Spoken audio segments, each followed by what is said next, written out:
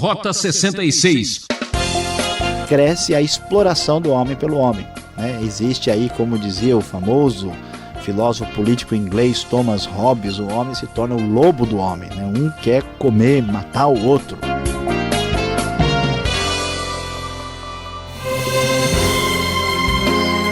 Você já sabe, aqui é Beltrão trazendo mais um programa Rota 66 com a série Josué, o 6º livro da Bíblia. Hoje vamos aprender que Deus não despreza ninguém. O professor Luiz Saião traz o assunto Redesenhando o Mapa, Cidades do Refúgio e as Cidades dos Levitas. São os capítulos 20 e 21. Você já deve ter ouvido essa frase: faça aos outros o que você gostaria que eles fizessem a você. Essa é uma lição dura de ser praticada, mas é assim que devemos agir. Vamos pensar nisso juntos? E hoje nós vamos abordar os capítulos 20 e 21 do livro de Josué. Pode ir se preparar para prosseguir pelo nosso caminho, pois nós vamos falar sobre o tema Redesenhando o Mapa, as cidades de refúgio e a cidade dos levitas. Como pudemos observar, na última vez que falamos sobre o livro de Josué, estávamos mencionando e comentando a divisão da terra prometida depois de tantas batalhas. A terra é dividida entre as tribos de Israel sob o comando do general Josué. Capítulo 20 agora vai discutir mais um detalhe, por isso pode ir preparando o seu GPS e há mais viagem pela frente. E este capítulo 20 vai tratar das famosas cidades de refúgio. E o texto da Nova Versão Internacional da Bíblia diz o seguinte: disse o Senhor a Josué: diga aos israelitas que designem as cidades de refúgio como lhes ordenei por meio de Moisés, para que todo aquele que matar alguém sem intenção e acidentalmente possa fugir para lá e proteger-se do vingador da vítima. Quando o homicida involuntário fugir para uma dessas cidades, terá que colocar-se junto à porta da cidade e expor o caso às autoridades daquela cidade.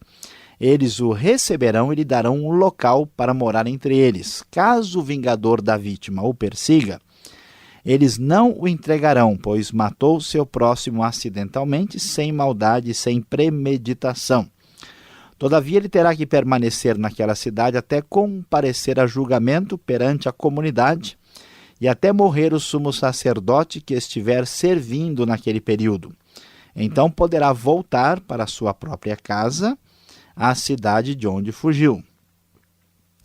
Como podemos observar, a grande preocupação que havia aqui na sociedade do Israel antigo era a justiça, porque Deus é um Deus justo, o Senhor, o Deus que fez aliança com Israel, é o Deus da justiça e, portanto, esse povo deve procurar viver de maneira justa e correta.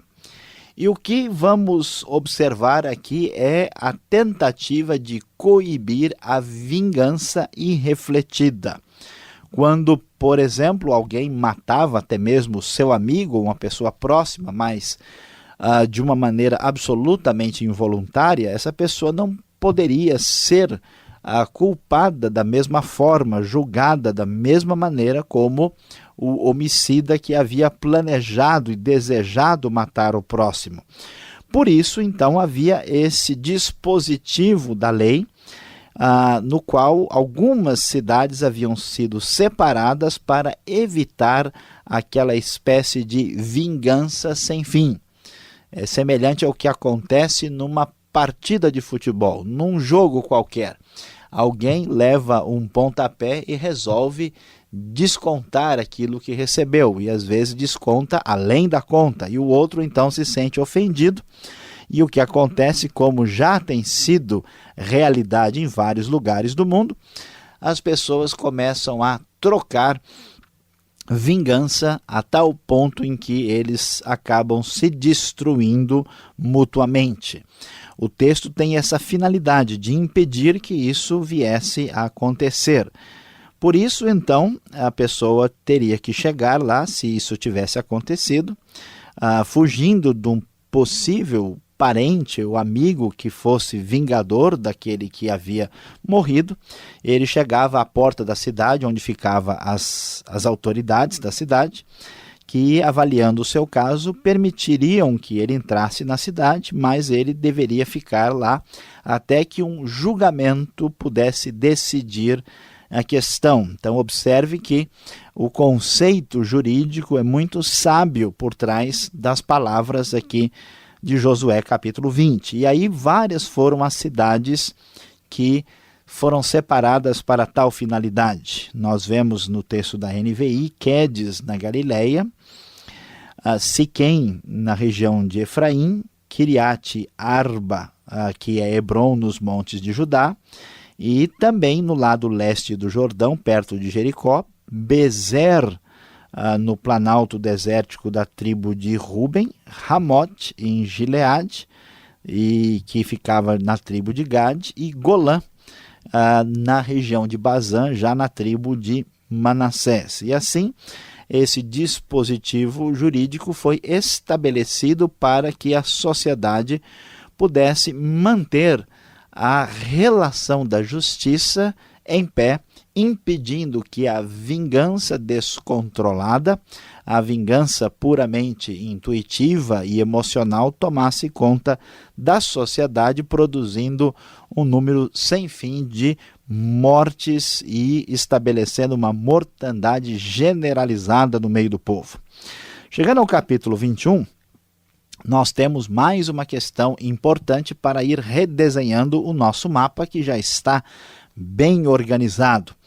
Nós temos a discussão do assunto sobre as cidades dos levitas. O texto da NVI nos diz o seguinte: os chefes de família dos levitas se aproximaram do sacerdote Eleazar, de Josué, filho de Num, e dos chefes das outras famílias das tribos dos israelitas em Siló, na terra de Canaã, e lhes disseram: o Senhor ordenou por meio de Moisés que vocês nos dessem cidades onde pudéssemos habitar e pastagens para os nossos animais. Por isso, de acordo com a ordem do Senhor, os israelitas deram da sua própria herança as seguintes cidades com suas pastagens aos levitas. Então, como nós estamos observando, existe um conceito importante, equitativo na sociedade de Israel antiga.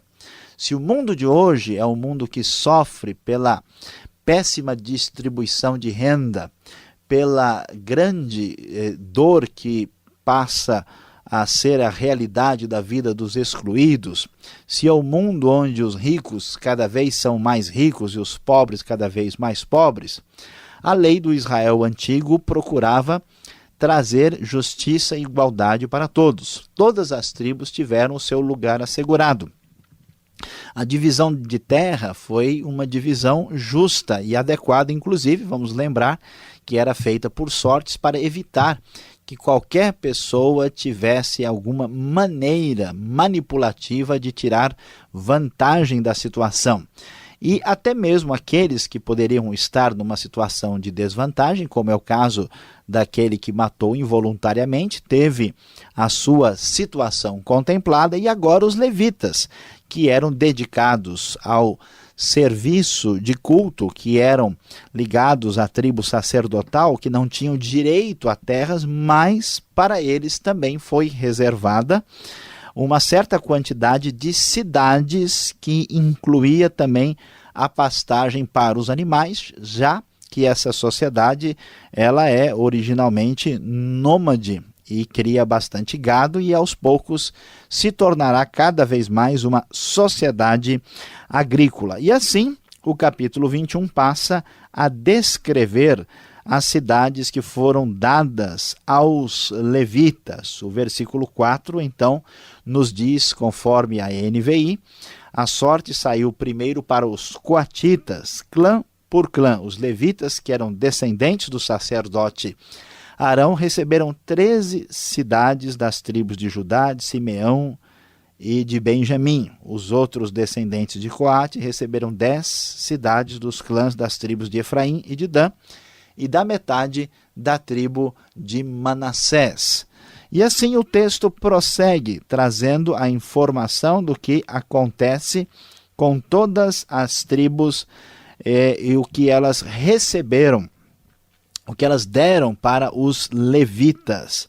Vamos encontrar mais informações importantes na sequência.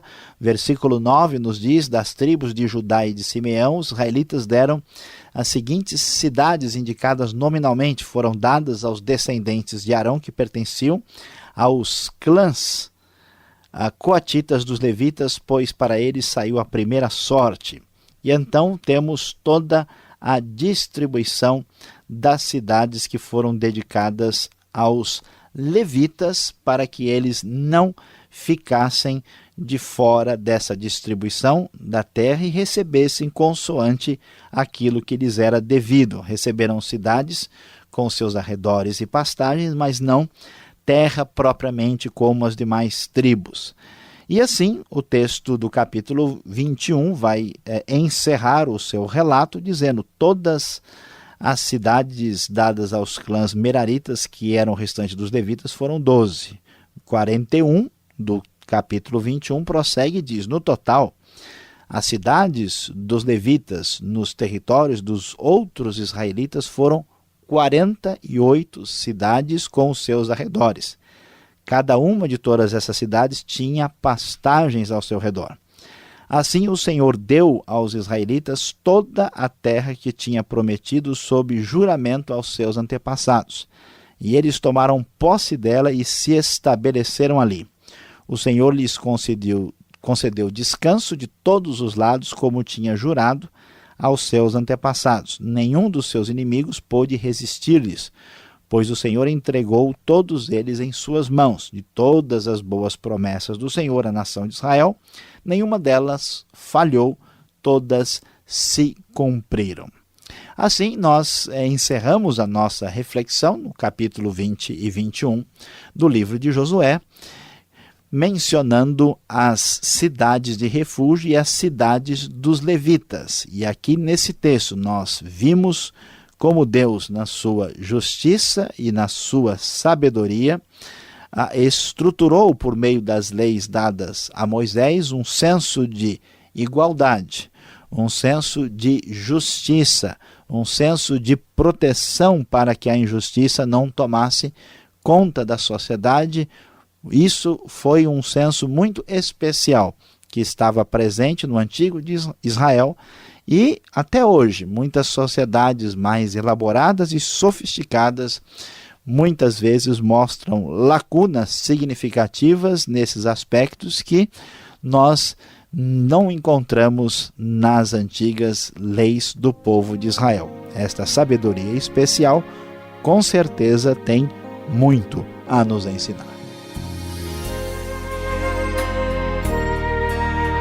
Rota 66, o caminho para entender o ensino teológico dos 66 livros da Bíblia. Esta é a série de estudos no livro de Josué, destacando hoje os capítulos 20 e 21. Tema desta aula: redesenhando o mapa, cidades do refúgio e cidades dos levitas.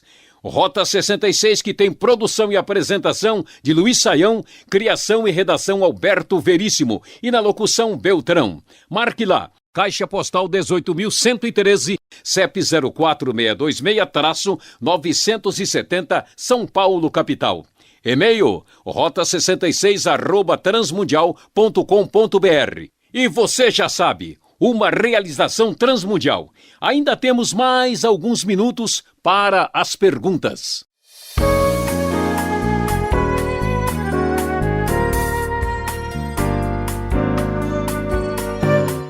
Josué capítulo 20 e 21, as perguntas para o professor Luiz Saião sobre este assunto, esta exposição que agora ele acabou de apresentar para nós. Professor Luiz Saião, as cidades aqui eram de impunidade ou o refúgio aqui era uma fachada apenas? Pois é, pastor Alberto, muita gente talvez ao ler o texto superficialmente pode imaginar que era o jeitinho dos israelitas, né? O sujeito vai lá, apronta, tal, sai correndo, se ele for um bom velocista, né? Tiver acostumado aí com a ação silvestre, ele alcança a cidade e está tudo resolvido. Mas veja bem, não é nada disso não se pode entender incorretamente o texto, porque as cidades de refúgio foram dadas porque a expectativa de alguém que cometesse um homicídio é que ele pagasse por isso logo e com a vida. Acontece que alguém pode matar uma pessoa sem intenção, né? Às vezes a pessoa até mata um parente, um filho, né? Um amigo, e então ele poderia receber a vingança. O que acontece? Ele tinha direito de defesa, esse que é o sentido aqui. Ele buscava a cidade de refúgio, mas a coisa não terminava assim. Por quê? O texto nos diz claramente no capítulo 20, versículo 6, ele terá que permanecer naquela cidade até comparecer a julgamento perante a comunidade. Então, ele iria ser julgado posteriormente, para ver se isso foi assim mesmo. Aí tínhamos que contar com testemunhas, com outras pessoas, e a coisa não era deixada de lado assim. Vamos dizer que era uma prisão em regime aberto, né? Alguma coisa talvez um pouco semelhante. Ele perdia o seu contato imediato ali, né? E então só posteriormente é que teríamos um julgamento completo. Tá certo, a gente até entende, bom, ele está fugindo porque alguém quer acertar as contas com ele, alguém quer pegar. E aqui no capítulo 20, lá no verso 3, já fala aqui de vingador do sangue. Aí eu faço essa pergunta, esse vingador é da vítima ou do sangue? Em que sentido eu posso entender aí? Quem está com a razão aí? Pois é, essa é uma questão de tradução, pastor Alberto, porque algumas versões mais antigas trazem a expressão vingador do sangue. É uma coisa esquisita, né? Não dá para entender direito. Se você falar, olha, eu vi um vingador do sangue correndo em tal lugar, né? Você não vai entender do que se trata exatamente. Então, a expressão vingador da vítima é a tradução mais adequada para o português do sentido da expressão hebraica. E por isso a Nova Versão Internacional, com a finalidade de comunicar corretamente, traduz a expressão como o vingador da vítima, que é exatamente aquele que quer vingar a pessoa que morreu acidentalmente na mão de outro. Tá certo. Neste momento, o povo já está, cada um indo para o seu canto, na sua terra, no seu sítio, já na sua porção. O país está sendo já praticamente organizado. E me veio à mente agora, esse texto todo, ele fala sobre liberdade, igualdade, fraternidade. Esse era o lema do Israel antigo? Olha, que pergunta interessante, né? Até porque quase todo mundo deve estar lembrando, né, que essas três palavras estão muito ligadas à Revolução Francesa, né? E tem uma grande história aí no nosso mundo ocidental. E aí, pastor Alberto, o que acontece é que muita gente se esquece que nós temos certos anseios e certos desejos porque nós tivemos uma grande influência da história e da ética e da tradição cristã no nosso mundo, né? Em alguns lugares, dependendo do enfoque que as pessoas têm, a palavra liberdade ou igualdade não tem muito sentido. O que faz a gente ter anseio dessas coisas não é só, vamos dizer, o nosso lado de desejo humano, né, de ter uma situação assim, mas também essa influência tremenda dos ideais éticos do Antigo Testamento, dos profetas e do Novo Testamento. Então, de certa forma, o que deu para a gente esse conceito de que liberdade é importante, que igualdade faz sentido e que é necessário haver uma fraternidade, são conceitos da Bíblia que estavam presentes no Israel antigo e estão presentes também em grande parte da nossa sociedade, né? Porque o homem teve uma origem única, então ninguém é melhor do que ninguém. O homem foi criado à imagem e semelhança de Deus. Então, ele toma as suas decisões conscientemente. Ele não é uma máquina, então ele anseia por liberdade. E como os homens são todos da mesma origem, todos têm a imagem de Deus, é necessário que eles vivam em união, daí a fraternidade. Então, de certa forma, os nossos anseios são mais antigos do que a gente imagina. E um anseio antigo que, ora e vez, aparece na imprensa nacional é o assunto de reforma agrária. Parece que esse texto mostra claramente algo parecido. Assim sugere a Bíblia aqui que devemos dar atenção a essa causa? Essa é uma pergunta bem interessante e muito importante, porque quando a gente pensa sobre a terra, que a gente imagina, né? Quem é que é dono da terra? A Bíblia diz que a terra pertence a Deus, do Senhor é a terra, é isso que o texto bíblico diz. E, portanto, até a filosofia de economia que existe na Bíblia é que nós somos, vamos dizer assim, meramente usuários, né? Nada, no fundo, nos pertence, porque daqui a pouco a gente vai para a cidade silenciosa e a gente vai ver isso bem de perto, né? Quer dizer, a gente não vai ver de perto porque a gente vai estar meio... É a terra dos pés juntos, né? Pois é, nós vamos estar com um pouco de olhos fechados ali, não vai dar para vislumbrar muita coisa. Então, tudo pertence a Deus. Qual é o grande problema? Quando os valores cristãos assim e essenciais desaparecem da sociedade, cresce a exploração do homem pelo homem, né? Existe aí, como dizia o famoso filósofo político inglês Thomas Hobbes, o homem se torna o lobo do homem, né? Um quer comer, matar o outro. E, portanto, o perigo é isso se manifestar na coisa mais básica, quando poucas pessoas são donos de tudo e a maioria das pessoas não tem nenhum lugar para ficar. Então, a sociedade de Israel tinha mecanismos em que impedia isso. Por exemplo, ninguém podia juntar terras demais, né? A pessoa não poderia ficar pobre a ponto dele se tornar indigente e não ter nenhum lugarzinho para ficar.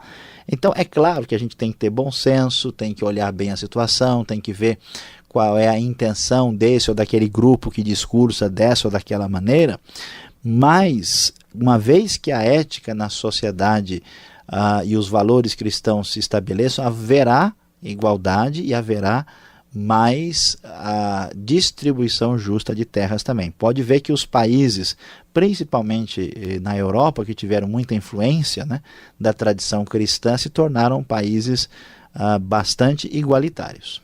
Tá certo. Agora, um país igualitário, olhando o capítulo 21, os últimos versículos, mostram que parece que Deus falou assim: bom, vocês já estão na terra, o povo se multiplicou assim como eu tinha prometido a Abraão, vocês saíram da escravidão, está aqui a terra, já estão todos organizados, cumpri minha promessa.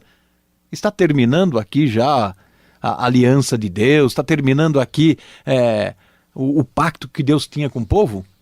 Meus queridos ouvintes, hoje este pastor Alberto está terrível, só perguntas mais difíceis e complicadas, né?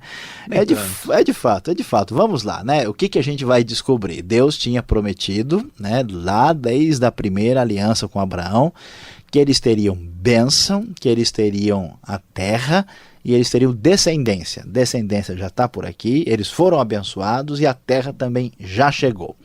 Mas há um detalhe interessante: nessa promessa de bênção, Deus inclui um elemento importantíssimo, que Israel é um testemunho perante as nações, né? Por exemplo, a razão da escolha de Abraão no capítulo 12 de Gênesis é que ele seja uma bênção para as nações. E isso continua se refletindo no Pentateuco. O livro de Gênesis mostra, inclusive, Abraão intercedendo pelas nações, mostrando uma coisa importantíssima, que Israel não é uma finalidade em si mesmo, né? Não é o objetivo último de Deus. Com esse pensamento, a gente começa a ver o desdobramento de que Israel na terra traz uma linha que chega no grande rei, no Messias, que é Cristo Jesus, para abençoar as nações com a sua salvação. Então tem muita coisa pela frente, você vai acompanhar aqui no Rota 66. O melhor está para vir. Mas você continue mais um pouco aí, ligado, sintonizado, vem a aplicação do estudo para você.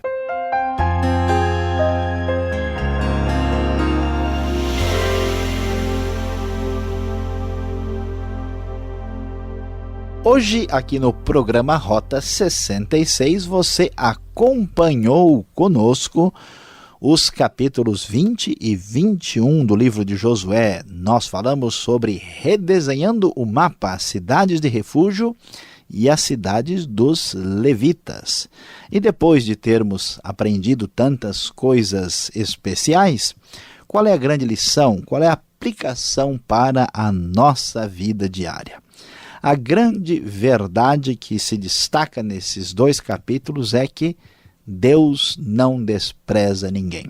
Talvez você já tentou dividir alguma coisa para um grupo de crianças, ou entre várias crianças é difícil. Uma acha que ganhou menos bombom, a outra acha que não recebeu o suficiente. É interessante observar o cuidado de Deus na divisão da terra. Todas as tribos receberam a sua devida porção. Vemos que até pessoas, como o caso de Caleb, que apresentou o seu questionamento, recebeu a sua terra. Vemos os grupos, até aqueles que eram odiados pelos outros por um homicídio involuntário, têm o seu lugar assegurado, e os levitas também. Numa sociedade dirigida e abençoada por Deus, há lugar para todos, pois Deus não despreza ninguém. Ah, que pena! Termina aqui mais um Rota 66 que teve na mesa de São Paulo Batista. Espero você no próximo programa, nessa sintonia e horário. Mais informação no site transmundial.com.br. Aquele abraço.